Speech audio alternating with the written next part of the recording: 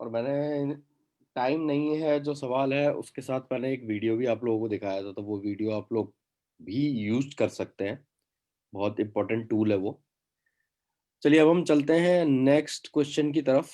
ठीक है, और आज हम थोड़ा क्वेश्चंस पे ही फोकस करेंगे, क्योंकि रिपीट करने का भी मतलब मुझे लगता है कि कोई वो नहीं है, क्योंकि वीडियो रिकॉर्डेड है तो वो हम बार बार देख सकते हैं, है ना।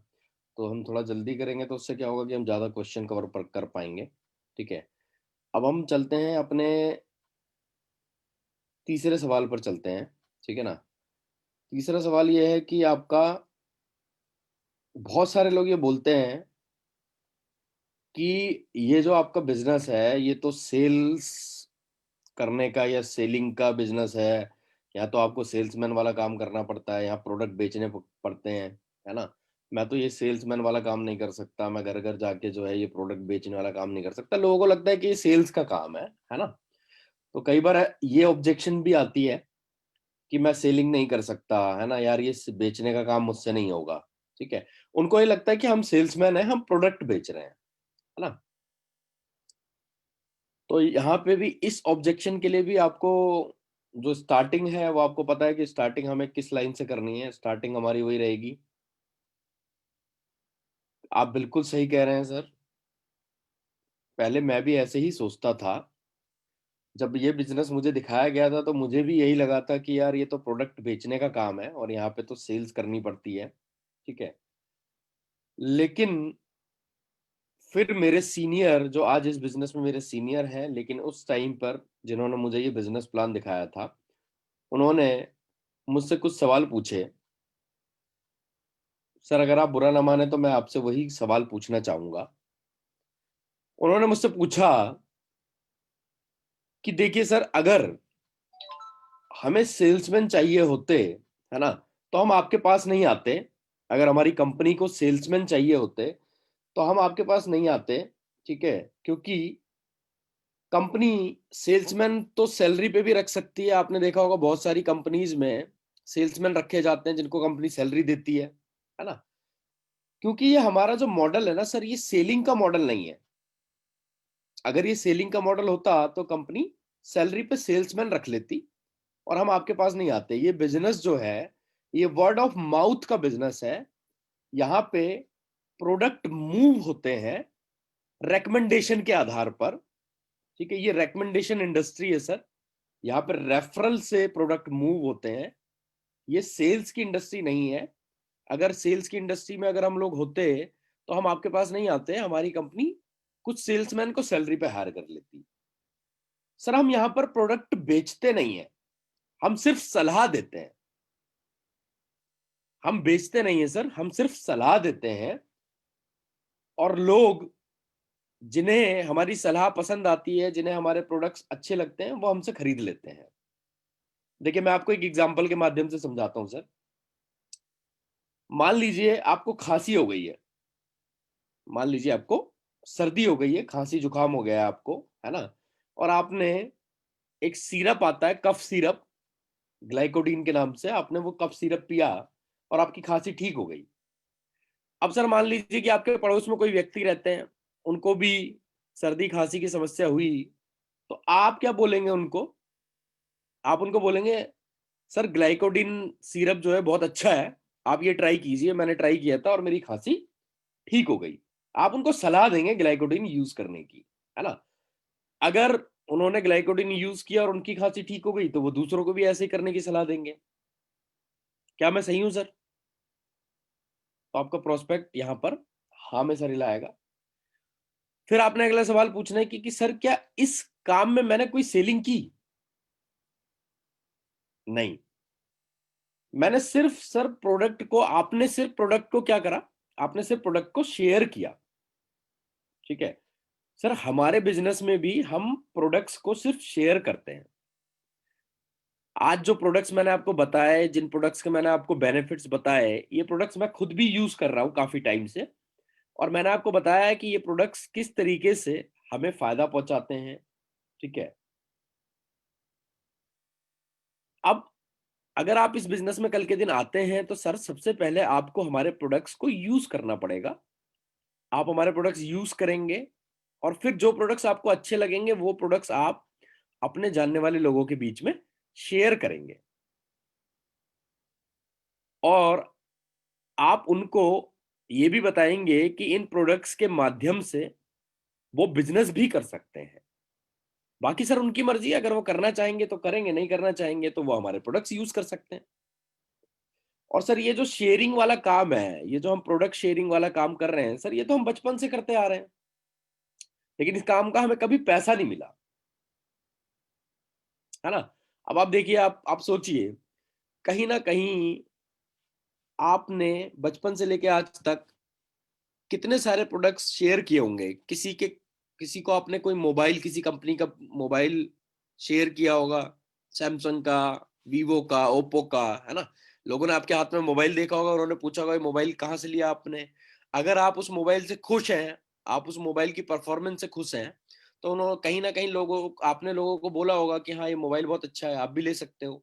और हो सकता है कि 10 15 20 लोगों को आपने बताया हो, उनमें से एक या दो लोगों ने वो मोबाइल खरीद लिया हो, है ना, लेकिन आपको कुछ नहीं मिला उसके बदले में। कई बार सर ऐसा होता है कि जैसे हम गाड़ी यूज कर रहे हैं या हम मोटरसाइकिल चला रहे हैं, या हम, जैसे मैं अगर आपको एग्जांपल दूं, तो जब मैंने अपनी गाड़ी ली थी स्विफ्ट 2015 में, तो 2016 में मेरे एक दोस्त को गाड़ी लेनी थी। अब क्योंकि वो मेरा कलीग था तो वो मेरे पास सलाह लेने आया कि विकास भाई आप चला रहे हो गाड़ी, कैसी परफॉर्मेंस है इसकी। तो मैंने उसको बहुत तारीफ करी कि मारुति की गाड़ी बहुत अच्छी होती है, इकोनॉमिकली, है ना, फ्यूल सेविंग होती है और इसकी सर्विस भी सस्ती होती है। तो आई एम वेरी सेटिस्फाइड। तो पहले वो हुंडई की गाड़ी लेने जा रहा था, पर उसने फिर अपना विचार बदल दिया और उसने फिर मारुति की गाड़ी ली, है ना। तो यहाँ पे क्या हुआ, मेरी रेकमेंडेशन की वजह से सेल हो गई, लेकिन मुझे इसका कोई बेनिफिट नहीं मिला, है ना। तो ये माना जाता है कि सर एवरेज एक आदमी अपने पूरे जीवन काल में, जब से वो पैदा हुआ है तब से मरने तक, ये माना जा रहा है, ये रिसर्च हुई थी, इस रिसर्च के आधार पर ये निकाला गया कि एक आदमी अपने जीवन काल में पैदा होने से लेकर मरने तक लगभग 3 करोड़ रुपए का सामान बिकवा देता है अपनी रेकमेंडेशन के आधार पर। लेकिन सर इस 3 करोड़ के बदले में हमें कुछ भी नहीं मिलता, क्योंकि हम किसी सिस्टम से जुड़े हुए नहीं होते हैं, हम किसी सिस्टम का पार्ट नहीं होते हैं। अगर यही रिकमेंडेशन हम वेस्टीज के सिस्टम में जुड़कर करें सर, तो हम यहां से एक अच्छी इनकम भी अर्न कर सकते हैं। और मैं आपको ऐसे हजारों एग्जाम्पल दे सकता हूं जो हमारे सिस्टम में जुड़े और उन्होंने इस रेकमेंडेशन वाले बिजनेस को स्टार्ट किया, लोगों को वेस्टीज के प्रोडक्ट्स रेकमेंड करने शुरू किए सर, और आज वो लाखों रुपए कमा रहे हैं। तो ये आप इस तरीके से इस ऑब्जेक्शन को हैंडल कर सकते हैं, जहां पे लोग ये सोचते हैं कि ये बेचने का काम है। मैम आवाज आ रही है आपको?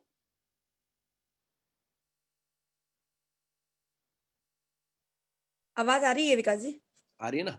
तो अब ये ऑब्जेक्शन हैंडल हो गई हमारी, कि जहाँ पे लोग ये बोलते हैं कि ये सेलिंग का काम है और हम सेल्समैन वाला काम नहीं करना चाहते, है ना। अब हम अगली ऑब्जेक्शन की तरफ चलते हैं।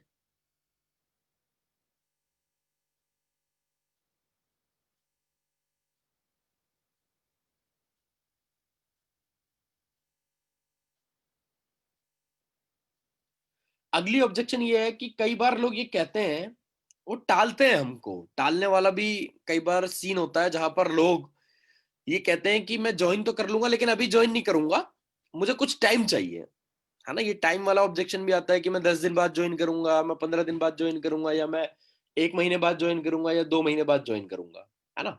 ये ऑब्जेक्शन भी बहुत बार आता है और ये मेरे साथ भी आता है। कई बार लोग टालने के लिए बोल देते हैं कि भाई मैं 1 महीने बाद ज्वाइन करूंगा या 2 महीने बाद ज्वाइन करूंगा, है ना। तो यहाँ पे हम एक टेक्निक का इस्तेमाल करते हैं जिसको बोलते हैं फियर ऑफ लूजिंग आउट, मतलब कुछ खोने का डर, है ना। अब शुरुआत आपको यहाँ पे करनी है, जैसे मान लीजिए आप किसी को आपने प्लान दिखाया और उसने बोला कि मैं जो है आपका अभी ज्वाइन नहीं करूंगा, मैं 1 2 महीने बाद ज्वाइन करूंगा, ठीक है। तो सिंपल सा फंडा है जो अपने आपने स्टार्टिंग में बोलना है कि सर आप बिल्कुल सही कह रहे हैं, है ना। जब मुझे ये बिजनेस दिखाया गया था तो मैंने भी टालने की कोशिश करी, और मैंने भी अपने जो सीनियर हैं आज इस बिजनेस में, मैंने उनको बोला कि मैं इस बिजनेस को अभी ज्वाइन नहीं करूंगा, मैं 1 या 2 महीने बाद ज्वाइन करूंगा। पर सर फिर उन्होंने मुझे एक बहुत अच्छी बात बताई और मुझे उनकी बात समझ में आई, तो मैं आपके साथ भी शेयर करना चाहता हूँ। सर देखिए, हम तो बिजनेस कर ही रहे हैं, है ना। मैं तो इस बिजनेस को बहुत पैशनेटली कर रहा हूँ, ठीक है। मैं तो डेली जो है 3 से 4 लोगों से मीटिंग करता हूँ, ठीक है। और ये बिजनेस मेरा बहुत अच्छे से बिल्ड हो रहा है, और मेरी सर डेली ज्वाइनिंग्स होती है। अब आप समझिए, अगर मैं 4 लोगों से मिलूंगा तो सर दिन में 1 या 2 ज्वाइनिंग तो मेरी डेली हो रही है। और आप ये समझिए कि पूरे महीने में कम से कम 30-40 ज्वाइनिंग तो मेरी हो जाती होंगी, ठीक है। अब देखिए सर, इस बिजनेस में रजिस्ट्रेशन बिल्कुल फ्री है। आप अपना आधार कार्ड देके रजिस्ट्रेशन करा सकते हैं, रजिस्ट्रेशन का तो कोई चार्ज नहीं है, रजिस्ट्रेशन तो फ्री है ना। अगर आप आज ज्वाइन कर लेंगे सर, ठीक है, तो आपको क्या फायदा होगा कि आप बिजनेस आज ज्वाइन कर लो, काम आप 2 महीने बाद शुरू करना। आपका कहने का मतलब यही है ना कि आप अभी काम नहीं करना चाहते, तो मैं आपको काम करने के लिए नहीं बोल रहा हूं। आप काम 2 महीने बाद शुरू कर लेना सर। हो सकता है आप अभी किसी अपने प्रोजेक्ट में बिजी हो, या आपके पास टाइम की कमी हो, तो आप 2 महीने बाद अगर काम शुरू करना चाहें तो आप 2 महीने बाद कर लेना। लेकिन अभी अगर आप रजिस्ट्रेशन करा लेंगे तो आपको फायदा क्या होगा कि अगले 2 महीने में मेरे द्वारा जो ज्वाइनिंग कराई जाएंगी सर, क्योंकि देखिए 2 महीने में खाली तो बैठूंगा नहीं, मैं तो काम करूंगा ही करूंगा, है ना।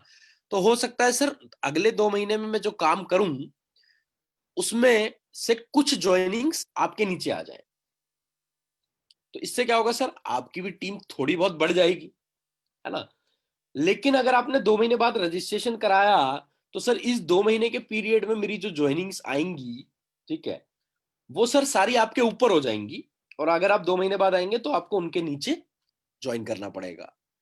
वैसे तो सर इसमें कोई समस्या नहीं है ना, क्योंकि ज्वाइनिंग तो होती रहती है ना। अगर आप अभी ज्वाइन नहीं करेंगे, 2 महीने बाद भी ज्वाइन करेंगे तो कोई फर्क नहीं पड़ जाएगा। लेकिन सर अगर गलती से कोई सॉलिड बंदा निकल गया, कभी कभी ऐसा होता है सर, मैंने आपके नीचे 2 लोगों को ज्वाइन कराया और कोई सॉलिड बंदा निकल गया, तो सर आपकी ना टीम बहुत अच्छी बन जाएगी। कभी कभी ऐसा होता है सर कि सॉलिड बंदा निकल जाता है काम करने वाला, है ना, तो उसमें आपका लॉस हो जाएगा, ठीक है। देखिए सर, मैं तो सिर्फ गाइड कर सकता हूँ, फाइनल डिसीजन तो आप ही का है।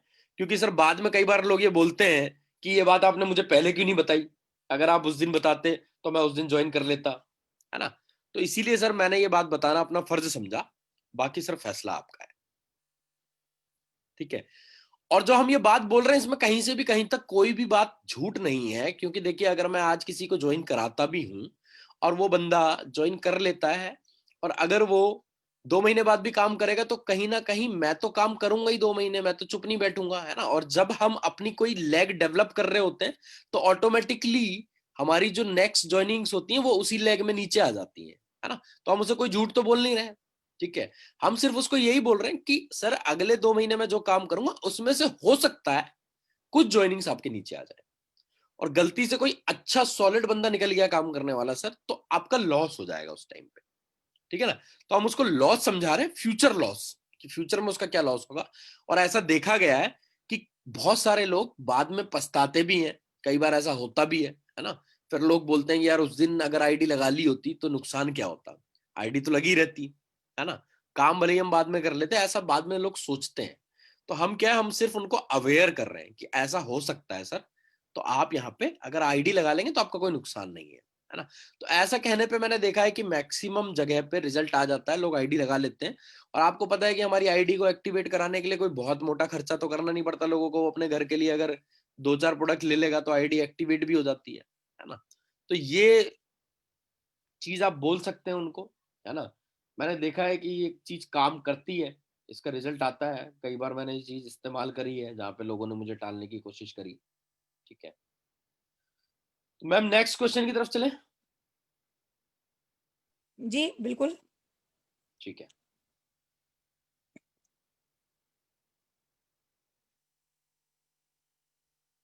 अब कई बार आपको लोग ऐसे मिलेंगे जो बोलते हैं कि हाँ हाँ हाँ हाँ, मैंने पहले भी ये मीटिंग अटेंड करी है, इस टाइप की एक मीटिंग हुई थी, मुझे किसी ने बताया था इसके बारे में, इस कंपनी के बारे में, मैं जानता हूँ आपकी कंपनी के बारे में, है ना।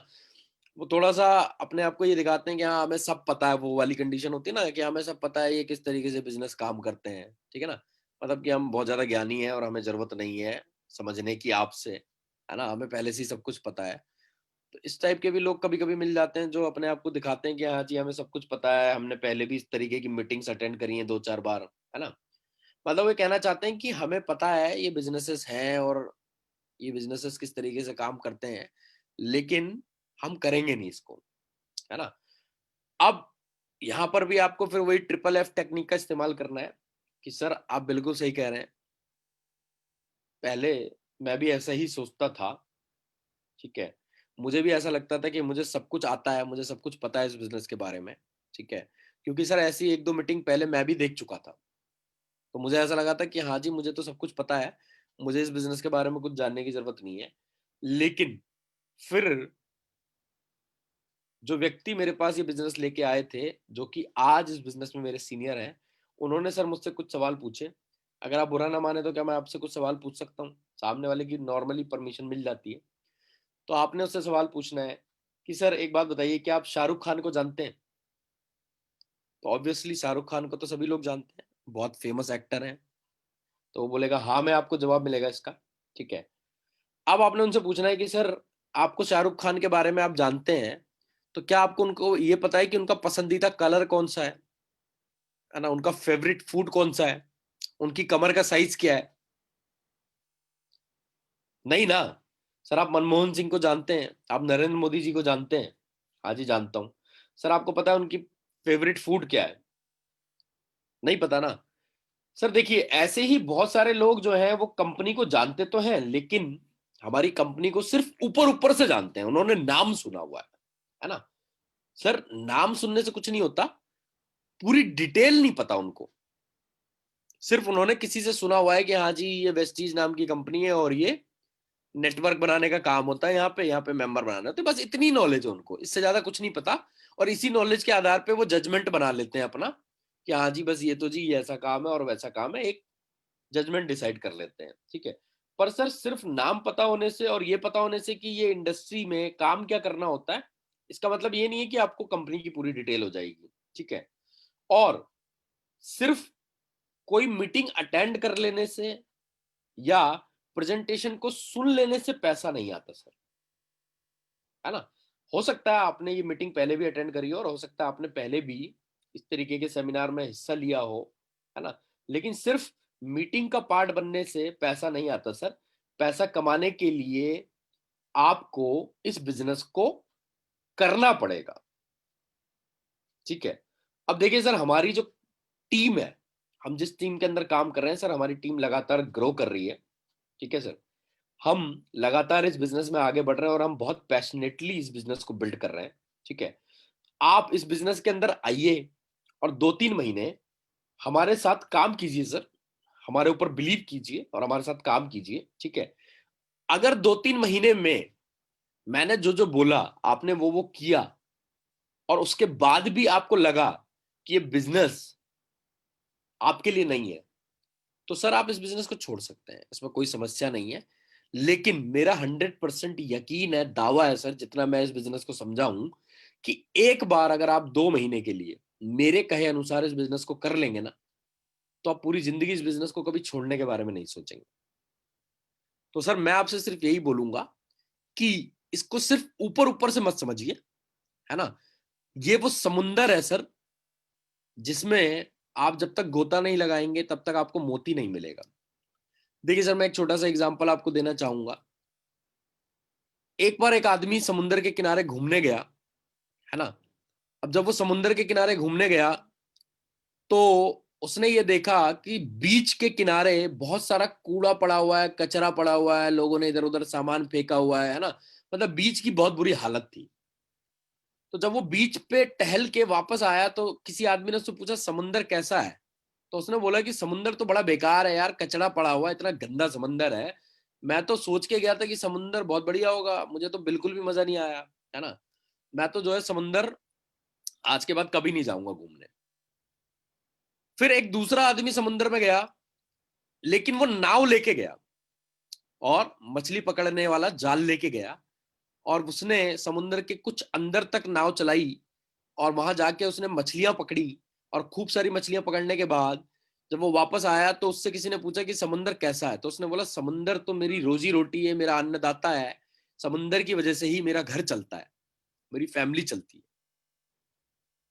वहीं एक तीसरा आदमी समुंदर के अंदर गोता लगाया, उसने गोताखोर, उसने अपना पूरा प्रॉपर सिलेंडर ब्लेंडर पहना और समुद्र के अंदर गोता लगाया गहराई में और खूब अंदर तक गया और वो वहां से मोती लेके आया। जब उससे किसी ने पूछा कि समुद्र कैसा है, वो बोला समुद्र इतना विशाल है, इतना अनंत है कि समुद्र में आपको वो सारी चीजें मिल सकती हैं जो आपको पूरी दुनिया में कहीं पर नहीं मिलेगी, और इस समुद्र ने मेरी पूरी जिंदगी बदल के रख दी।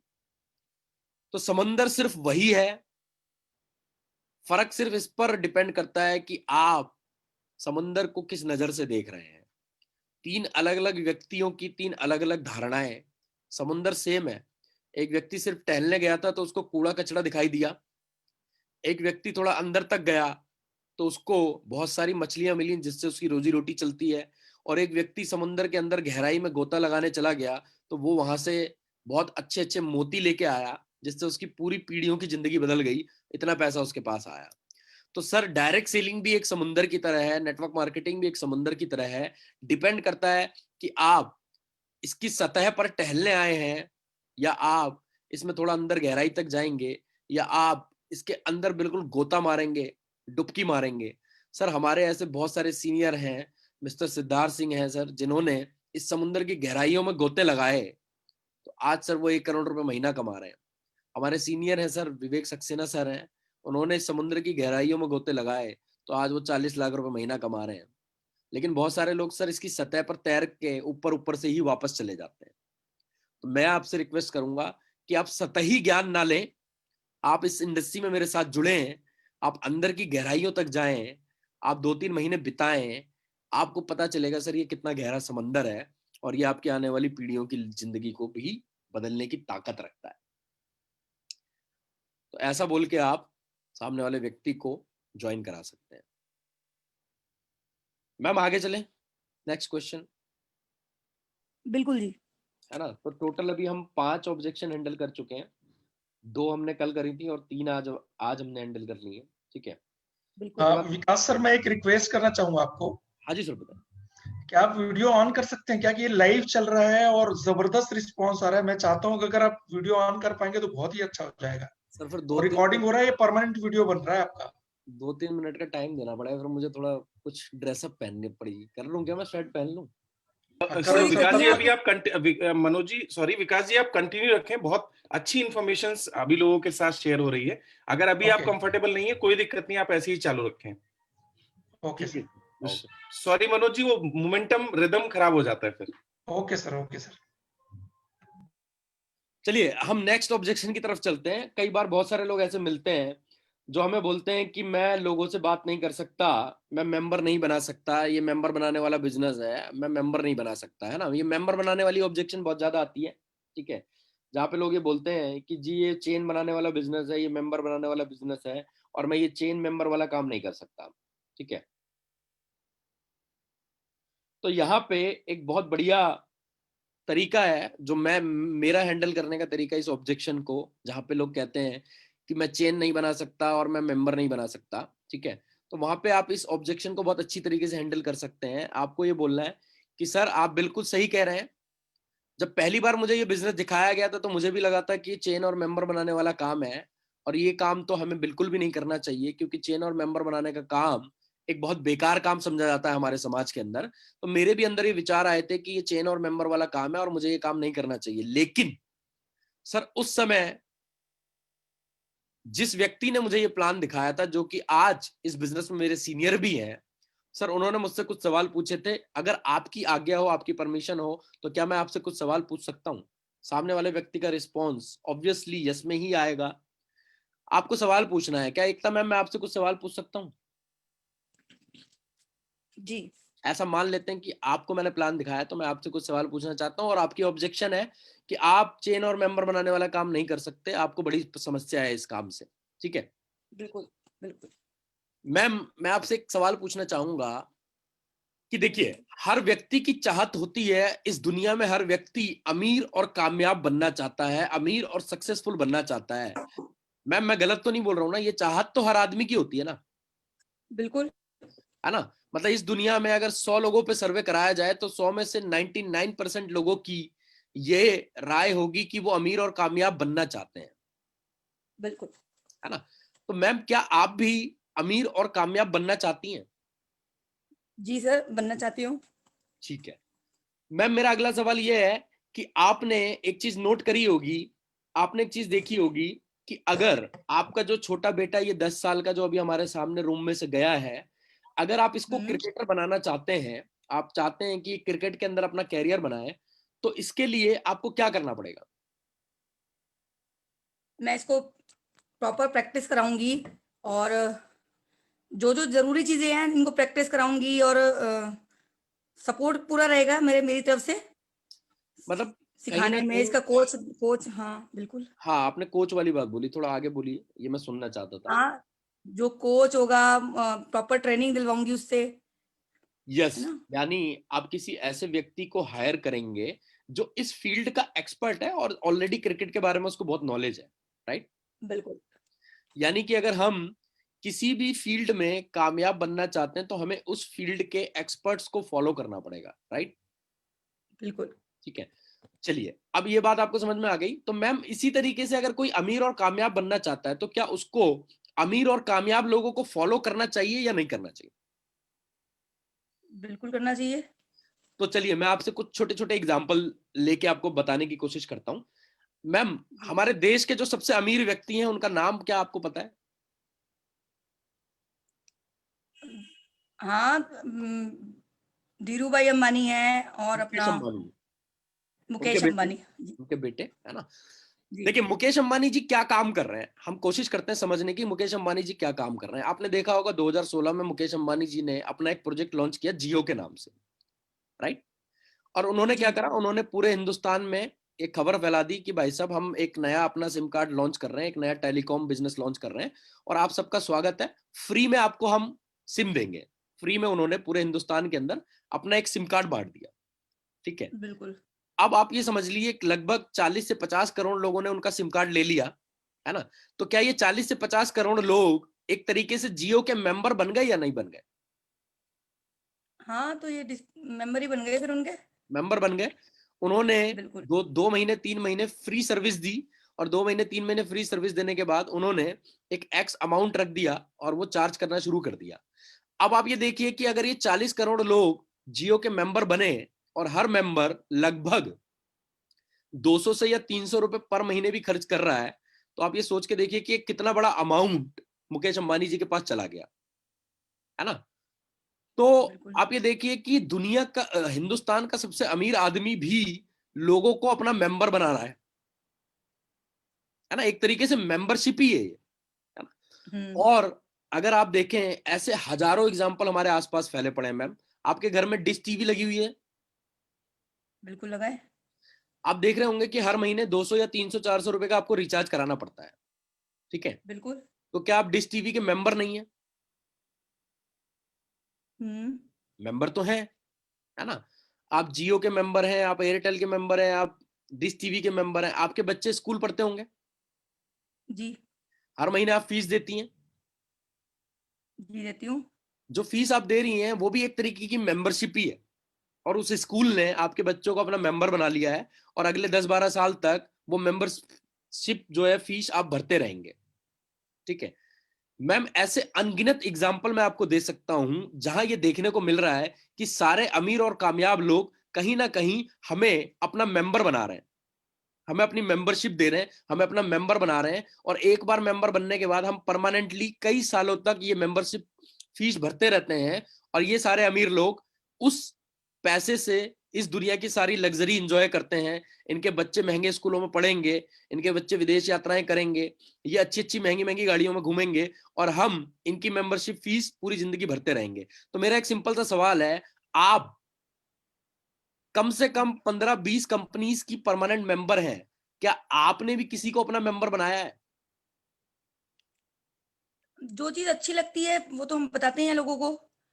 बट सर ये ये मुझे ऐसा लगता है कि ये काम ऐसा है कि ये काम ऐसा लगता है मुझे कि मैं किसी को बताऊंगी, लोग सुनते नहीं है। देखिए, है लोग ना, सामान सुनते हैं, बेचना पड़ता है यहाँ लोग पे। सुनते हैं या नहीं सुनते हैं ये सेकंड ऑप्शन है ना? हम्म। पहला सवाल ये है कि हमें क्या ये समझ में आ रहा है कि इस दुनिया में अमीर और कामयाब लोग लोगों को अपना मेंबर बनाते हैं, एक नेटवर्क बनाते हैं, एक समूह बनाते हैं और उस समूह से किसी ना किसी सर्विस के रूप में कुछ ना कुछ चार्ज लेते हैं और एक मोटा अमाउंट उनके पास जाता है। हमें कॉन्सेप्ट को, क्या आप कॉन्सेप्ट को समझ पा रही हैं? मैं बिल्कुल कॉन्सेप्ट जी। समझाने की बात कर रहा हूं। लोग जुड़ते हैं, नहीं जुड़ते हैं, काम करते हैं, नहीं करते हैं, वो सेकंड ऑप्शन है मैडम। क्योंकि अगर ये बिजनेस इतने सालों से चल रहा है तो लोग जुड़ ही रहे होंगे ना मैम, वरना तो बंद हो चुका होता ना ये बिजनेस, है ना। अगर 16 सालों से हमारी कंपनी चल रही है, 2 करोड़ से ज्यादा लोग तो हम जोड़ चुके हैं, हम जोड़ चुके हैं। लोग जुड़ते हैं। आपने ये बोला कि आपसे नहीं जुड़ते, वो सेकंड ऑप्शन है। आपसे नहीं जुड़ते तो आपके अंदर एजुकेशन की कमी है। वो एजुकेशन का सिस्टम क्या है, कैसे आप लोगों को जोड़ेंगे, वो हम आपको सिखाएंगे, ट्रेन करेंगे।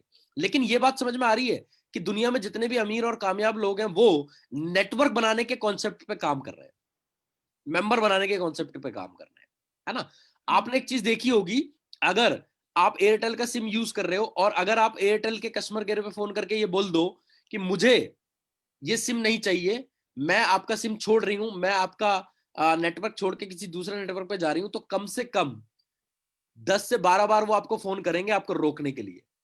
हालांकि आप हर महीने बिल्कुल 200-300 रुपए का रिचार्ज कराते हो, लेकिन आप उनके लिए बड़े इंपॉर्टेंट हो। क्यों?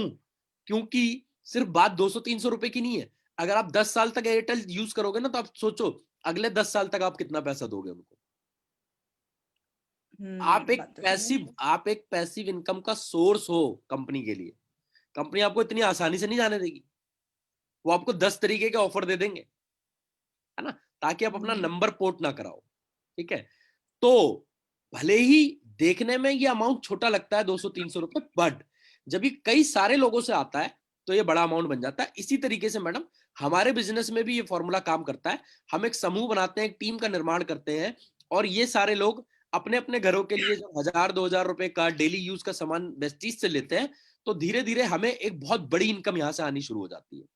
तो क्या आप कॉन्सेप्ट समझ पा रहे हैं मैम, है ना।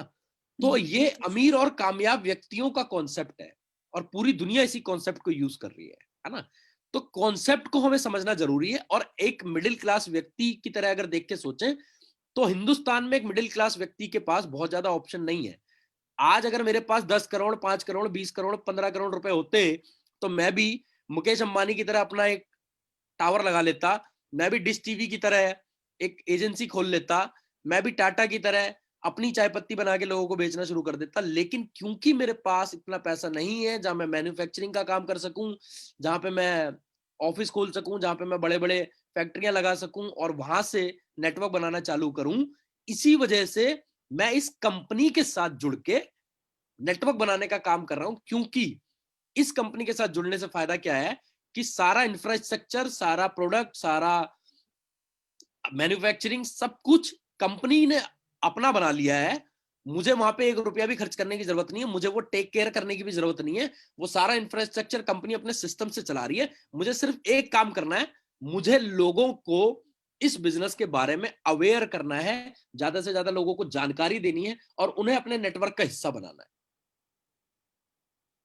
जी, और समझ पा रही हूँ। क्योंकि मेरे पास कई हजार करोड़ रुपए नहीं है, इसीलिए मैं इस काम को कर रहा हूं, क्योंकि कॉन्सेप्ट सेम है ना।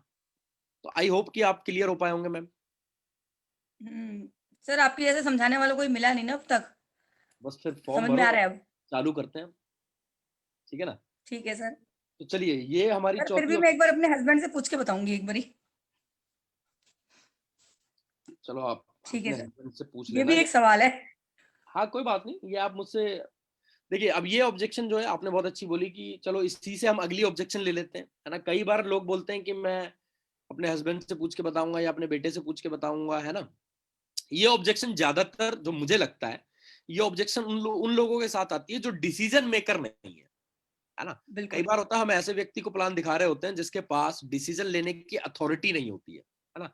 जैसे कई बार हम किसी स्टूडेंट को प्लान दिखा रहे होते हैं, बहुत सारे स्टूडेंट ऐसे होते हैं जो अपने फादर पे या मदर पे डिपेंडेंट होते हैं। वो कहते हैं कि हमारे मम्मी पापा नहीं मानेंगे, है ना। या कई बार हम हाउस वाइफ को प्लान दिखा रहे होते हैं तो हाउस वाइफ बोलती हैं कि जी मैं अपने हस्बैंड से पूछ के बताऊंगी, है ना। क्योंकि ज्यादातर ये देखा गया है, ठीक है, आजकल तो वैसे कम हो गया थोड़ा, पर ज्यादातर ये देखा गया है कि महिलाएं बहुत हद तक अपने पति पर निर्भर होती हैं किसी भी डिसीजन को लेने के लिए। तो यहां पर आपकी कोई गलती नहीं है, आपकी सिर्फ प्रॉब्लम ये है कि आप एक गलत व्यक्ति को प्लान दिखा रहे हैं जो डिसीजन मेकर नहीं है ना। क्योंकि ये बहुत बड़ा इंपॉर्टेंट रोल अदा करता है इस चीज का कि आप प्लान किसको दिखा रहे हैं। ठीक है, यहाँ पे ये आइडेंटिफाई करना बहुत जरूरी है कि जिस व्यक्ति को हम प्लान दिखा रहे हैं क्या वो डिसीजन लेने में समर्थ है ना।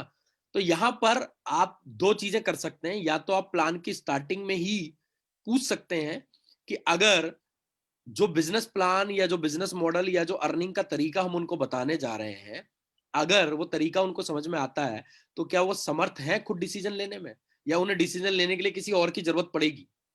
तो अगर वहां पे वो बोलता है कि नहीं मैं तो अपने पापा मम्मी से पूछे बिना बात नहीं कर सकता, या मैं अपने हस्बैंड से पूछे बिना नहीं कर सकती, तो फिर आप प्लान ना दिखाएं तो ज्यादा बेटर है। आप उनको बोलेंगे फिर ठीक है एक काम करते हैं, हम आपके हस्बैंड से मिल लेते हैं, सीधा फिर डिसीजन मेकर के पास ही चलते हैं ना।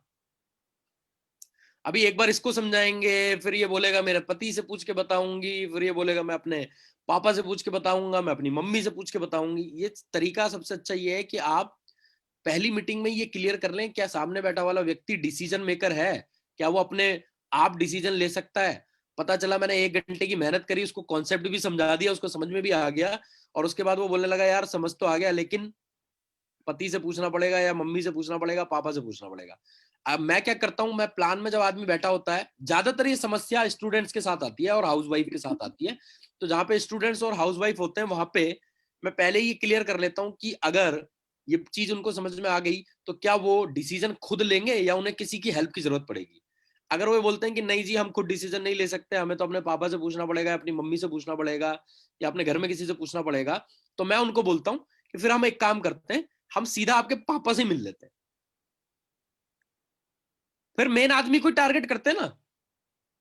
सर मैं अपनी बात करूं तो मेरे पति तो बहुत बिजी रहते हैं, बहुत बिजी मैन है सर। और अगर आप मुझे समझा दोगे तो मैं समझा दूंगी उनको।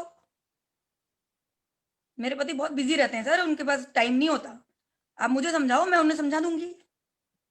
मैम देखिए आपके पति बिजी रहते हैं, मैंने आपकी बात मान ली, मैं इस बात से इनकार नहीं कर रहा हूँ। मेरा सवाल सिर्फ ये है कि क्या आप अपने पति के ऊपर डिपेंडेंट हैं डिसीजन लेने के लिए, या खुद ले सकती हैं सर डिसीजन। सर सब कुछ वही देखते हैं। तो तो आई एम सॉरी मैम, मैं उनसे बात करूंगा, फिर मैं आपको प्लान नहीं दिखा सकता। जब आप डिसीजन सर मेकर ही नहीं है तो फिर आपसे बात करने का क्या फायदा। सर पैसे तो मुझे उन्हीं से लेने पड़ेंगे, पैसे मैं कहाँ से लाऊंगी, पैसे तो वही देंगे ना। इसीलिए तो मैं कह रहा अगर हूँ ना, मुझे समझ में फिर आया तो फिर पैसे तो वही देंगे। तो अपन मेन पार्टी पे चलते हैं ना मैम, अपन टाइम काहे सर को उनके वेस्ट पास करें। समय नहीं, पर उनके पास समय नहीं कोई होता ना सर। कोई आप बात मुझे नहीं समझा मैडम, दो, मैं समझा दूंगी उनको। नहीं मैडम मैं नहीं समझा सकता, कोई बात नहीं, आप समय निकाल लीजिए, समय नहीं है कोई बात नहीं। आप आपके हस्बैंड बिजी हैं तो फिर दुनिया भी तो बिजी है ना, सभी के पास समय की तो सभी के पास किल्लत है मैडम। अगर आप सच में करना चाहते हैं तो ये आपकी जिम्मेदारी है कि आप अपने पति से मुझे मिलाएं। आप कैसे टाइम निकालेंगे ये आपका हेडेक है।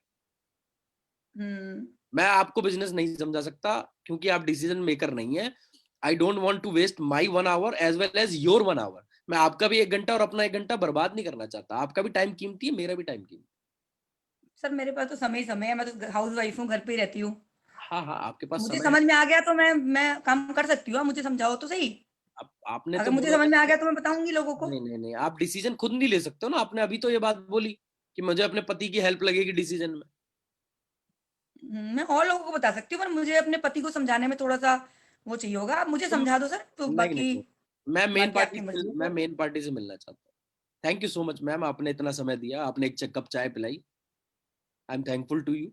ठीक है, अगर आपको लगता है कि इन फ्यूचर आपके पति के पास टाइम हो जाता है, ठीक है, वो अपने बिजी शेड्यूल में से 1 घंटा निकाल सकते हैं, ठीक है, संडे के दिन या किसी भी दिन, मैं संडे के दिन भी मिल सकता हूँ। 1 घंटे का टाइम मुझे आपके हस्बैंड का चाहिए होगा, क्योंकि डिसीजन मेकर से ही मैं मिलना प्रेफर करता हूँ मैं। ठीक है, हम्म। जैसे आपकी कुछ कंडीशन है वैसे मेरी भी कुछ कंडीशन है मैम। ओके सर, मैं पूछ के देख लूंगी, मिलते हैं तो। हाँ वैसे मुझे लगता नहीं। Thank you so much ma'am. ठीक है, पूछ के देखूंगी। थैंक ठीक यू। है सर, थैंक यू। ठीक है, देखिए ये मैं सवाल आपको, बहुत आते हैं विकास जी ऐसे। हाँ हाँ आपको रिजेक्ट करना सीखना हम्म। पड़ेगा ना। जरूरी थोड़ी है कि आप हर किसी को प्लान दिखाओ। आपका बिजनेस है, आप डिग्निटी के साथ दिखाओगे। आपको भी तो डिपेंड करता है ना कि आप किसको दिखाओगे, मतलब उसकी चॉइस है, आपकी कोई चॉइस नहीं है। अरे हमारी भी चॉइस है यार, हम नहीं दिखाना चाहते। सही बात है। हम अपनी डिग्निटी मेंटेन करेंगे ना। जरूर देखो मैं आपको सिंपल सी बात बोल रहा हूँ, प्लान दिखाने के बाद रिजेक्ट होने से अच्छा है कि पहले ही रिजेक्ट होकर निकल जाओ ना। आप प्लान दिखाओगे, 1 घंटे की मेहनत करोगे, सामने वाला बोलेगा जी मैं अपने पति से पूछ के बताऊंगी। इससे अच्छा आप पहले ही उसको फ्रंट पे रिजेक्ट कर दो। वो रिजेक्ट करे आपको, आप रिजेक्ट कर दो उसको, है ना। अगर बिल्कुल, अपनी इसके बाद वैल्यू भी बनानी जरूरी है। हाँ, अगर इसके बाद भी उसके अंदर इच्छा होगी कि नहीं यार मुझे करना है ना, तो वो अपने आप टाइम निकालेगा। ऐसा कोई दुनिया में कोई ऐसा इंसान नहीं है जिसके पास इतना भी टाइम ना हो कि वो 1 घंटे का टाइम दे सके। अगर उसका हस्बैंड इतना बिजी है तो फिर उसकी वाइफ को या तो खुद फैसले लेने सीखने पड़ेंगे, नहीं तो उसकी जिंदगी जैसी चल रही है वो उसमें खुश रहना सीख ले। ठीक है, बिल्कुल। चले अब आगे सर चलते हैं। यहाँ एक एक उस पर ये भी आ सकते हैं कि हमारे पास तो बहुत पैसा है सर, हम क्यों करें इसे। हमारे अब पास मेरे बहुत, पति इतना अच्छा कमाते हैं, 4-5 लाख रुपए कमाते हैं, 4 लाख रुपए उनकी महीने की इनकम है। हमें जरूरत ही नहीं है इस चीज की। तो कहना थोड़ा बांट दो, हमें दे दो, हमें बहुत जरूरत। तो सर आप अपने बिजनेस में कमा तो रहे हो। मेरे पति इतना अच्छा कमाते हैं सर, मैं भी खुद, मेरा खुद पार्लर है, मैं भी इतना अच्छा कमाती हूँ अच्छा, उसमें। मुझे मुझे एक बात बताओ, आपके पति इतना अच्छा कमाते हैं, आप इतना अच्छा कमाते हो, फिर भी आप मेरे सामने क्यों बैठे हो? मतलब सर हम प्रोडक्ट यूज करने में कोई दिक्कत नहीं है, प्रोडक्ट तो तो यूज करके देख सकती हूँ मैं आपके। प्रोडक्ट यूज कर लो ना मैम, मैं कब मना कर रहा हूँ, प्रोडक्ट ले लो। अब आप खुद ही तो हर सवाल का जवाब दे रहे हो, आपको प्रोडक्ट लेने हैं ना, ले लो, मैं तो प्रोडक्ट ही देने आया हूँ। मैं कब कह रहा हूँ आपसे बिजनेस करो। पर सर आपने बोला कि अगर लोगों को बताएंगे तो साइड में 100-200 भी आते हैं तो क्या बुरे हैं। मेरा सवाल सिर्फ इतना है मैम कि या तो आप मेरे सामने बैठे हो, मेरे किसी डाउनलाइन ने आपको बैठा लाया है, या मैंने डायरेक्टली आपसे फोन पे बात करी है ना। अब आप मेरे सामने बैठे हो तो इसका एक सिंपल सा मतलब यह है कि कहीं ना कहीं आपके मन में थोड़ी सी चूल तो है कुछ करने की, कुछ इच्छा तो है, तभी आप मेरे सामने बैठे हो। तो अब आप ये बातें ना बिल्कुल। करो कि मैं इतने कमाती हूँ और उतने कमाती हूँ। ठीक है, आप कमाते होगे और ये बहुत अच्छी बात है, आप 4 लाख कमाते हैं, आप 5 लाख कमाते हैं, आई रिस्पेक्ट दैट। लेकिन उसके बावजूद अगर आप मेरे पास बैठे हो तो कांटा कहीं ना कहीं तो चुभा ही है ना, तो उस कांटे को आज बिल्कुल सर। निकालते हैं मिलकर, है ना। तो आप पहले प्लान सुन लो, फिर देखना कि ये आपकी जिंदगी में कहाँ कहाँ लगे कांटे निकाल सकता है ना। पैसे का कांटा तो निकल चुका है आपका, हो सकता है और कांटे हो सकता है आपके हस्बैंड इतने ज्यादा बिजी रहते हो 4 लाख कमाने के लिए कि आपको वो बिल्कुल भी समय ना देते हो, तो ये भी एक कांटा है, ये भी कहीं ना कहीं आपकी उलझन है ना। तो हो ये सकता है बात तो आपकी सही कह रहे हो। इस उलझन का सोल्यूशन मैं दे दूं, तो एक बार आप आराम से ये सुन लो बात तो पूरा आपने सही plan, बोली। है ना। ठीक है तो सर। अब ये यहाँ बात पे आपने सही भी हम बोली वैसे। हाँ इस तरीके से हैंडल कर सकते हैं, क्योंकि जिसका पति 4 लाख रुपए कमा रहा होगा उसके पास टाइम बिल्कुल भी नहीं होगा, क्योंकि नॉर्मल कंडीशन में 4 लाख रुपए कमाने वाला आदमी सुपर बिजी हो जाता है ना। बिल्कुल टाइम नहीं है उनके पास। तो बस आज हम टाइम की व्यवस्था करेंगे मैम, आप पहले पूरा प्लान सुनिए, ठीक है। ठीक है, डन सर। चले आगे चले मैम, बिल्कुल जी। Next question. नेक्स्ट क्वेश्चन पे चलते हैं, ठीक है ना। मेरे ख्याल से काफी चीजें समझ में आ रही होंगी लोगों को। एक बहुत बड़ा सवाल है, एक विकास जी, हाँ कि जी। अपलाइन हमारे नीचे मेंबर लगाए। ये मेरे पास 2-3 लोगों ने लगातार पूछे हैं अभी पर्सनली। ये भी एक क्वेश्चन है कि अपलाइन हमारे नीचे कोई डाउनलाइन लगा के दे। ये अपलाइन हमारे नीचे डाउनलाइन लगा के दे, ये सिस्टम क्या हम ही नहीं समझाते हैं लोगों को? नहीं तो लोगों को कैसे पता होता है कि अपलाइन लगाता है डाउनलाइन? और कंपनियों से सीख के आते हैं ना लोग। अगर वो पहले से ही तुरंत। एक्सपीरियंस अगर वो पहले से ही एक्सपीरियंस आदमी है ना, अगर वो पहले से ही नेटवर्क मार्केटिंग का एक्सपीरियंस लेके आया हुआ है, तो उसको ये बात पता होनी चाहिए कि डाउनलाइन अपलाइन डाउनलाइन अगर लगा भी देगा तो कितनी डाउनलाइन लगा देगा, है ना। उसको तो ये बात पता होनी चाहिए कि नेटवर्किंग में मुझे खुद को ही डेवलप करना पड़ेगा। अगर वो पिछली कंपनी में इतना भी नहीं सीख पाया तो वो इस कंपनी में भी कुछ ज्यादा नहीं कर पाएगा, है ना। हम्म। और अगर वो नया आदमी है तो उसको ये सिस्टम तो हम ही समझा रहे हैं कि भाई डाउनलाइन अपलाइन डाउनलाइन के नीचे आईडी लगाता है, ये तो हम ही समझा रहे हैं ना। मुझे तो नहीं लगता कि उसको ये सिस्टम पता होगा। तो रेदर देन उसको ये समझाने के कि अपलाइन डाउनलाइन के नीचे आईडी लगाता है, उसको ये समझाना जरूरी है कि इस बिजनेस को करने के लिए तुझे क्या क्या काम करने पड़ेंगे, है ना। मैंने कभी अपनी किसी डाउनलाइन के नीचे आईडी नहीं लगाई, मतलब उस डाउनलाइन के नीचे जो काम कर रहा है।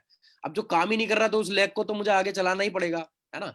पर जो काम कर रहा है मैंने कभी उसके नीचे आईडी नहीं लगाई, और ना ही मैंने कभी अपने अपलाइन से, आप ही मेरे अपलाइन हो आपको तो पता ही है, कभी मैंने ये नहीं बोला होगा कि मुझे 1 लोग दे दो या 2 लोग दे दो या 3 लोग दे दो। क्यों? ना कभी नहीं। क्योंकि सिंपल सा फंडा है, अपलाइन का काम था बिजनेस दिखाना। आपने बिजनेस दिखाया, आपको देख के मन के अंदर ये इच्छा हुई कि एक साधारण सी हाउस वाइफ जब 3 लाख रुपए महीना यहाँ से कमा रही है, मैंने आपकी इनकम देखी, मैंने आपके डॉक्यूमेंट्स देखे, तो मुझे लगा कि यार मेरे जैसा पढ़ा लिखा आदमी 10 साल हो गए नौकरी करते हुए और 1 लाख रुपए महीना कमा रहा है, तो मुझे लगता है कि ये प्लेटफॉर्म में मैं ज्यादा अच्छा कर सकता हूँ। ये मेरे अंदर से फीलिंग आई, आपको देख के ये मेरे अंदर से फीलिंग आई, ये आत्मविश्वास मेरे अंदर पैदा हुआ कि अगर ये हाउसवाइफ सिंपल सी 3 लाख रुपए महीना अर्निंग कर सकती है, तो विकास उपाध्याय तू तो बहुत कुछ कर सकता है इस इंडस्ट्री के अंदर, सिर्फ तुझे इस इंडस्ट्री के अंदर आना है। अब यहां आने के बाद जो भी चैलेंजेस आएंगे वो मेरे अपने चैलेंजेस हैं, क्योंकि मैंने चुनाव किया है इस इंडस्ट्री में आने का, है ना। तो वो चैलेंजेस मैं खुद फेस करूंगा, और बिना चैलेंजेस फेस किए कोई भी आदमी ग्रो नहीं कर सकता, ठीक है।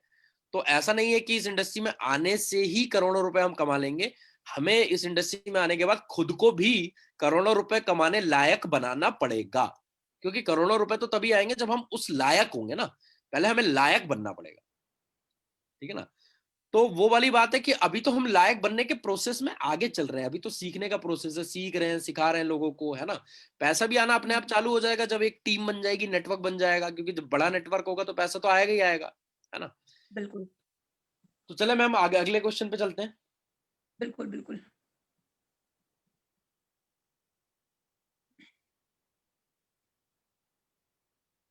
हाँ, कई बार ये वाला क्वेश्चन आता है, ये वाला क्वेश्चन बहुत सारे लोग पूछते हैं कि कई बार आपका प्रोस्पेक्ट या आपका गेस्ट बोलता है कि हमें आपका प्रोडक्ट सस्ता मिल रहा है, ये आती है मैडम ऑब्जेक्शन, बहुत ज्यादा। है ना। कई बार लोग बोलते हैं कि जी आपका प्रोडक्ट तो सस्ता मिल रहा है, ऑनलाइन मिल रहा हो या कोई और दे रहा हो, है ना, पर एक क्वेश्चन आता है कि आपका प्रोडक्ट सस्ता मिल रहा है ना। कोई बोलता है कि भाई आप जिस रेट पे दे रहे हो अमेज़न पे सस्ते रेट मिल रहा है, हाँ ऑनलाइन मिल रहा हो, या कई बार होता है कि कोई बेच भी रहा होता है मार्केट में, है ना। बिल्कुल बहुत आता है ये सवाल। तो वहां पे ये लोग ये सवाल करते हैं कि भाई आपका प्रोडक्ट सस्ता मिल रहा है, हम आपसे क्यों लें, ठीक है ना। ये ऑब्जेक्शन भी बड़ी कॉमन ऑब्जेक्शन है, ठीक है। बिल्कुल इसका मैं आपको आंसर देता हूँ, बस 1 मिनट थोड़ा सा वेट करना पड़ेगा आपको, मुझे लग रहा है कि मुझे चार्जिंग में लगाना पड़ेगा लैपटॉप, 1 मिनट। बिल्कुल बिल्कुल।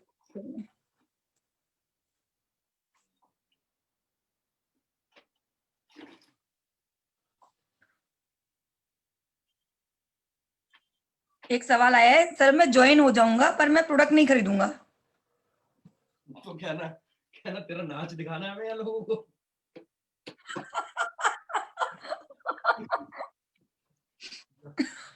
ज्वाइन हो गया, क्या तेरा नंबर बढ़ाना है, कहना सर आप तो उस फैमिली मेंबर की तरह हो जो कह रहा है मैं फैमिली में रहूंगा, खाना खाऊंगा, कपड़े पहनूंगा, मजे पूरे लूंगा, लेकिन कमाऊंगा नहीं।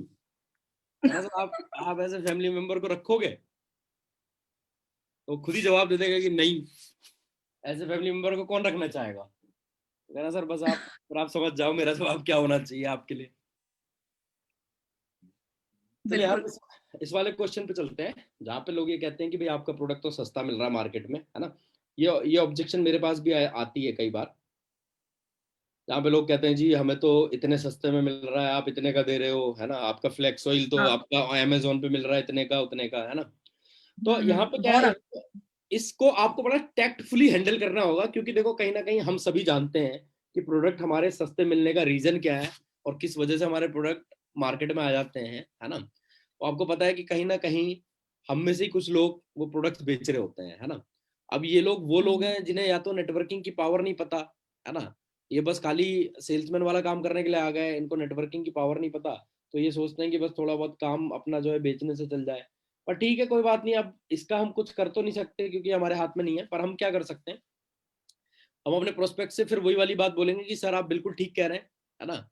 जब मुझे ये प्लान दिखाया गया था और मैंने चेक किया था इंटरनेट पे, तो मुझे भी समझ में आया था कि यार ये प्रोडक्ट तो सस्ते मिल रहे हैं, है ना, और आप लोगों के द्वारा खरीदने पे मुझे प्रोडक्ट महंगे मिल रहे हैं। लेकिन फिर सर मेरे सीनियर जो कि उस टाइम मुझे प्लान दिखाने आए थे, उन्होंने मुझसे एक सवाल किया, मैं आपसे सवाल करना चाहूंगा। तो मैम क्या आपको पता है कि आप कोल्ड ड्रिंक जो पीते हो, छोटी वाली जो बोतल आती है पेप्सी की, कितने रुपए की आती है। ये छोटी वाली जो आती है जो आधे लीटर की, नहीं वो छोटी 300 ml वाली नहीं आती कोल्ड ड्रिंक, जो छोटी 10 रुपए की आती है। 10 रुपए की आती है, वेरी गुड। अच्छा मैम अगर ये 10 रुपए वाली बोतल आपको 7 रुपए की मिले किसी दुकान पे, तो क्या आप लोगे। हाँ वैसी बात है। क्या आपके दिमाग में ये नहीं आएगा कि यार जब सब जगह 10 की मिल रही है तो ये 7 की क्यों मिल रही है? कोई गड़बड़ तो नहीं है, नकली तो नहीं है माल? दिमाग में ये चीज तो आएगी कि हाँ ये सस्ती दे कैसे रहे हैं। हाँ, ये सस्ती क्यों दे रहे हैं, है ना? हम्म देखिए, इसका मतलब बहुत मार्जिन होता होगा। हाँ, मार्जिन वाली बात भी है, पर मेरे दिमाग में तो देखिए ये बात आएगी कहीं ना कहीं कि यार अगर मुझे 10 रुपए, सब जगह जो चीज 10 रुपए की मिल रही है, ये 7 रुपए की दे रहा है, कहीं ऐसा तो नहीं कोई नकली माल दे रहा कैसे हो? दे रहे हैं। हाँ ये भी आती है। तो देखिए, अगर कोई प्रोडक्ट मार्केट में किसी रेट पे मिल रहा है और कोई अगर हमें कम रेट पे दे रहा है, तो सर कहीं ना कहीं संभावनाएं बढ़ जाती हैं इस चीज की कि हो सकता है वो माल नकली हो, है ना? हम्म तो मैं तो सर बिल्कुल भी अपनी और अपने परिवार की सेहत के साथ खिलवाड़ नहीं करना चाहूंगा। क्या आप करना चाहेंगे खिलवाड़ मैडम? नहीं। मैं तो सिर्फ आपको ये सलाह दूंगा कि आप ओरिजिनल कार्ड बनवाएं वेस्टीज का। आप अपना आईडी नंबर लें, यहां से आपका डिस्काउंट कार्ड बनेगा, एक आपको एक नंबर मिलेगा, और आप वेस्टीज के आउटलेट से या वेस्टीज की वेबसाइट से ऑनलाइन ऑर्डर करें, ताकि आपको बिल के साथ प्रोडक्ट मिले, हम्म है ना? तो ओरिजिनल प्रोडक्ट मिलेगा आपको और बिल के साथ मिलेगा, है ना? हम्म प्लस जो डिस्काउंट आपको, ये बाहर की जो आप वेबसाइट्स वगैरह से जो प्रोडक्ट ले रहे हैं वहां से जो आपको डिस्काउंट मिल रहा है, वो उससे भी ज्यादा अच्छा डिस्काउंट हमारी कंपनी में आपको मिल जाएगा, क्योंकि हमारी कंपनी भी स्कीम देती है। वो स्कीम मैं आपको समझा देता हूं, जिसको हमारे यहाँ पे बोला जाता है कंसिस्टेंसी स्कीम, जिसको हमारे यहाँ पे बोला जाता है कैशबैक, जिसको हमारे यहाँ पे बोला जाता है हर महीने कुछ प्रोडक्ट्स हम फ्री देते हैं। अगर आप हमारे रेगुलर कस्टमर बन जाएंगे सर, तो मार्केट से भी आपको सस्ते में पड़ जाएंगे प्रोडक्ट, है ना? हमारे पास भी बहुत अच्छी अच्छी स्कीम्स हैं। दूसरी बात, आपको ओरिजिनल प्रोडक्ट मिलेंगे बिल के साथ, है ना? पक्का बिल मिलेगा हम्म आपको, ठीक है? तो आप ऐसे धोखाधड़ी वाली जगहों पे जाने से सर बचें, क्योंकि ऑनलाइन खरीदेंगे सर आपको ना तो बिल मिलेगा पक्का, है ना, और ना ही हम्म आपको पता है कि उस प्रोडक्ट के अंदर क्या है। हम्म सर अगर वो कहीं से भी आपको पता है, हिंदुस्तान में सर नकली माल बनाना कितना आसान है ना? तो आप अपनी सेहत के साथ क्यों खिलवाड़ करना चाहते हैं? इससे अच्छा तो आप यहाँ से अपना डिस्काउंट का कार्ड बनवा लेना, यहाँ से प्रॉपर आप प्रॉपर डिस्काउंट लें।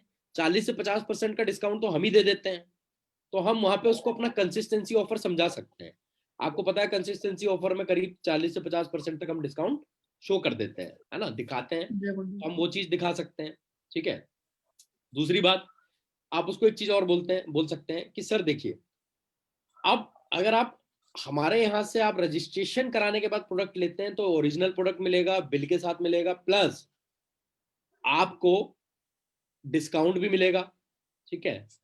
चौथी चीज, अगर आपने इस काम को भी करना शुरू किया, नेटवर्क बनाना भी चालू किया, और धीरे धीरे करते करते करते करते करते करते गलती से एक आध दो अच्छे लीडर आपकी टीम में आ गए, तो लाखों कमाने और पूरी दुनिया घूमने का मौका तो है ही है इस बिजनेस में, हमेशा हमेशा के लिए, है ना? तो आप क्यों छोटे से डिस्काउंट के लिए, क्या आप इतनी सारी चीजें खोना चाहेंगे? नहीं। हाँ, तो फिर ठीक है, आप ओरिजिनल प्रोडक्ट्स खरीदिए, आप हमारे साथ काम कीजिए। बिल्कुल। और बहुत अच्छा आंसर दिया। हमें एक चीज का ध्यान रखना है कि कभी भी एज ए डिस्ट्रीब्यूटर हमें डीपी से प्राइस कभी कम नहीं देना चाहिए। हम लोग भी कई बार गलती करते हैं, हम डीपी से कम प्राइस पे प्रोडक्ट देते हैं। डीपी पे आप दीजिए, पर डीपी से कम प्राइस पे मत दीजिए, है ना? उससे क्या होता है कि कहीं ना कहीं हम ही मार्केट को खराब कर देते हैं फिर, ठीक है ना? तो आप जो है ज्वाइन जिसको कराइए, उसको डीपी पे तो उसको प्रोडक्ट मिलेगा ही मिलेगा, है ना? हम भी कभी, हमें खुद भी डीपी से नीचे नहीं देना चाहिए किसी को। हम्म आगे चले मैम। बिल्कुल।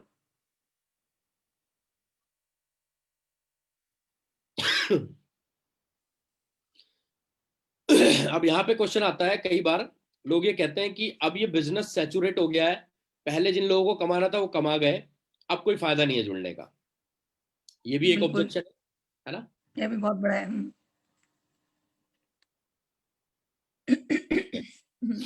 अब ये जो सैचुरेशन वाली स्थिति है कि बिजनेस सैचुरेट हो गया है, अब नहीं चलेगा ये आगे, अब नहीं बढ़ेगा, बंद हो जाएगा, पहले जो कमाना था कमा गए, है ना? इसमें फायदा होता है, शुरू शुरू में फायदा होता है, अब कोई फायदा नहीं है, ऐसे कई सारे सवाल आपके पास आएंगे। तो इनका भी आपको फिर वही ट्रिपल एफ टेक्निक का इस्तेमाल करना है। और ट्रिपल एफ टेक्निक क्या बोलती बिल्कुल। है? सर आप बिल्कुल सही कह रहे हैं, पहले मुझे भी ऐसा ही लगा था, लेकिन जिस व्यक्ति ने मुझे ये बिजनेस दिखाया, जो कि आज मेरे सीनियर भी हैं, उन्होंने मुझे कुछ सवाल पूछे थे। मैं आपसे वो सवाल पूछना चाहूंगा। मैम, आपने 10th जो है या 9th जो है या 10th जो है किस स्कूल से करी है? आपके आसपास कोई स्कूल होगा?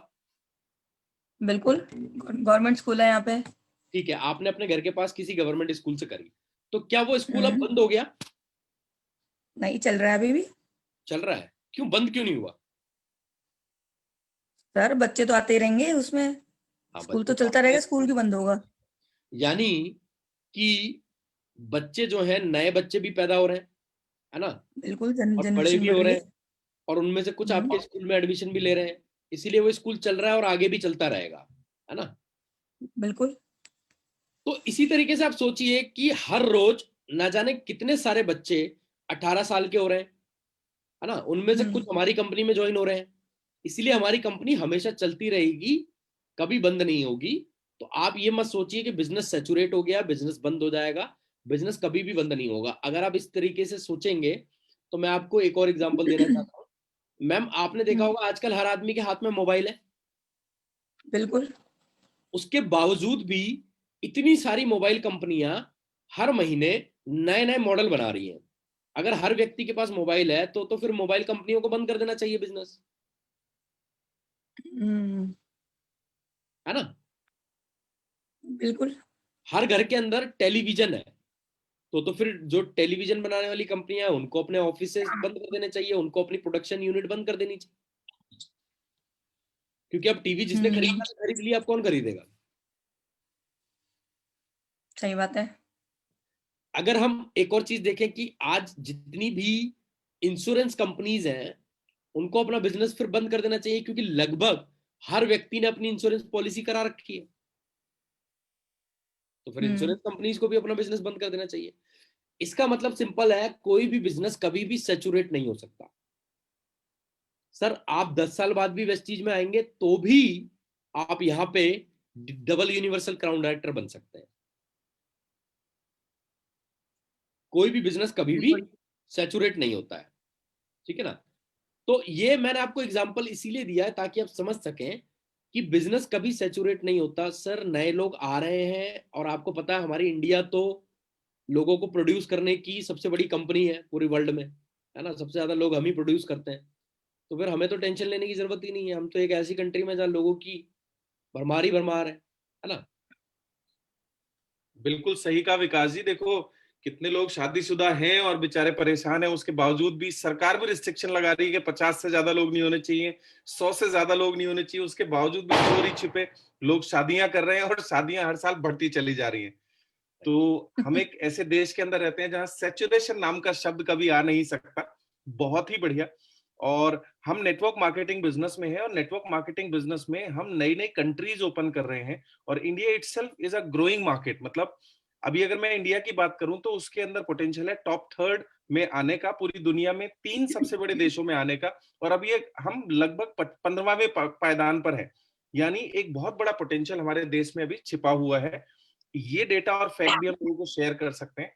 और इस मीटिंग को आज हम यहीं फिनिश करेंगे। बहुत अच्छे से आप एक एक सवाल का क्लैरिफिकेशन लोगों को दे रहे हैं, और मैं सभी लोगों से रिक्वेस्ट करूंगा, ये वीडियो हम फेसबुक पे यूट्यूब के ऊपर अपलोड कर देंगे, और ये सवाल बार बार जब आप सुनेंगे ना, और बार बार इनको प्रैक्टिस करके पार्टिसिपेट करेंगे, तब आप इसको और अच्छे से करना सीख जाएंगे। So thank you so much Vikas ji, बहुत अच्छे से एक एक चीज को क्लियर करने के लिए बहुत बहुत धन्यवाद। और thank you so much Ekta ma'am, साथ में बहुत अच्छे से पार्टिसिपेट करने के लिए। बहुत सारे लोगों का सवाल आपने बहुत अच्छे तरीके से उठाया, और अब हम इस मीटिंग को यहीं फिनिश करेंगे। जो बचे हुए सवाल है वो हम कल खत्म करेंगे। सो thank you so much. Sir वो तो जी बिल्कुल। मैं ये बोलना चाह रही हूँ सर, मैंने सबके स्क्रीनशॉट ले लिए हैं। अभी सवाल तो 10-12 और हैं, और बहुत मतलब ये सवाल सभी के पास आते हैं, बहुत जरूरी है। मैंने स्क्रीनशॉट ले लिए हैं, तो उनके जवाब हम कल देंगे। मैं विकास बिल्कुल जी के आगे सारे सवाल रख दूंगी। जी। बिल्कुल। और दूसरी चीज ये भी है कि जो मेजर सवाल है, जो बड़े सवाल थे, जो सबसे ज्यादा हमें सुनने को मिलते थे, वो विकास जी ने बहुत अच्छे हद तक क्लियर कर दिए हैं। और रही बात कुछ छोटे छोटे, जैसे एक बहुत अच्छा सवाल था कि मैं ज्वाइन कर लूंगा लेकिन प्रोडक्ट नहीं खरीदूंगा, तो विकास जी ने बहुत अच्छा बताया, तो डांस करने थोड़ी आओगे यहाँ पर क्योंकि हमें यहाँ प्रोडक्टिविटी प्रोड्यूस करनी होती है, और जो काम हम नहीं कर सकते वो हम किसी और को करने के लिए बोल भी नहीं सकते। तो इस तरह के जो बाकी सवाल रहेंगे वो बहुत जल्दी क्लियर हो जाएंगे, और मेजर चीजें ऑलमोस्ट विकास जी ने क्लियर कर दी हैं। तो thank you so much both of you. और अब हम बढ़ेंगे समापन की ओर। क्लिष्ट हिंदी में एकता मैम, ओवर टू यू। धन्यवाद प्रभु एंड मतलब गुरुजी बोल सकते हैं धन्यवाद। एंड हम इस मीटिंग का समापन यही करेंगे। Thank you so much Vikas जी, इतने शानदार तरीके से लोगों के ये सवाल जो आपने क्लियर करे हैं। अभी बहुत सारे सवाल, मतलब 10-12 सवाल ऐसे हैं जो सच में बहुत सारे लोगों को आते हैं। जैसे मैं कैंटीन से सामान लेता हूँ, ये भी एक बहुत मतलब कॉमन सवाल हो गया लोगों के लिए, है ना। तो बहुत सारे सवाल ऐसे आए हैं कि हमें प्रोडक्ट सस्ते मिलते हैं, ये तो आपने खैर क्लियर किया ही है। तो मैं आपको सारे स्क्रीनशॉट दे दूंगी।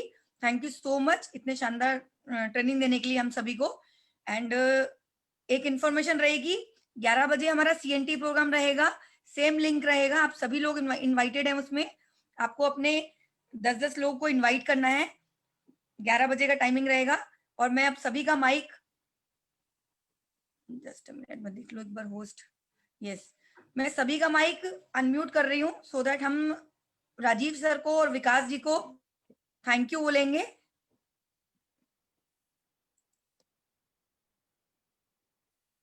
यस, आप सभी लोग अनम्यूट हो। Thank you sir, thank you ma'am, thank you Manoj sir, thank you Vikas ji, thank you ma'am, thank you. Good morning, thank you Rajiv sir ji, thank you. Thank you, शुक्रिया